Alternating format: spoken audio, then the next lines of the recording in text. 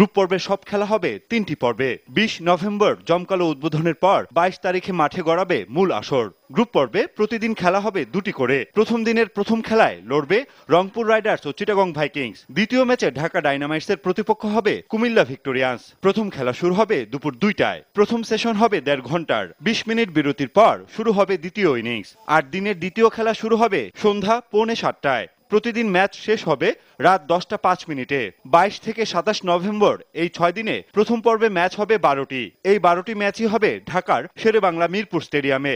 2 দিন বিরতির পর দ্বিতীয় পর্ব শুরু 30 নভেম্বর। 3 ডিসেম্বর পর্যন্ত 4 দিনে এই পর্বে খেলা হবে মোট 8টি। এই 8টি ম্যাচ হবে চট্টগ্রামের জহুর আহমেদ চৌধুরী স্টেডিয়ামে।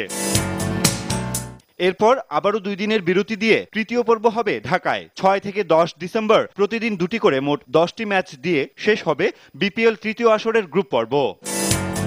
11 ডিসেম্বর বিরতির পর শুরু হবে শেষ 4-এর লড়াই। 12 তারিখে গ্রুপ পর্বে সেরা 2 দল প্রথম কোয়ালিফায়ারে লড়বে সরাসরি ফাইনালে উঠতে।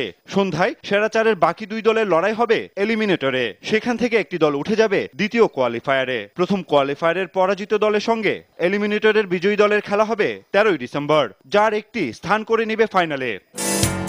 আবারও একদিনের বিরতি দিয়ে টুর্নামেন্টের গ্র্যান্ড ফাইনাল হবে 15 ডিসেম্বর। 20 নভেম্বর থেকে 15 ডিসেম্বর পর্যন্ত বাংলাদেশ ক্রিকেটের এই মেগা ইভেন্টটি সরাসরি সম্প্রচার করবে চ্যানেল 9।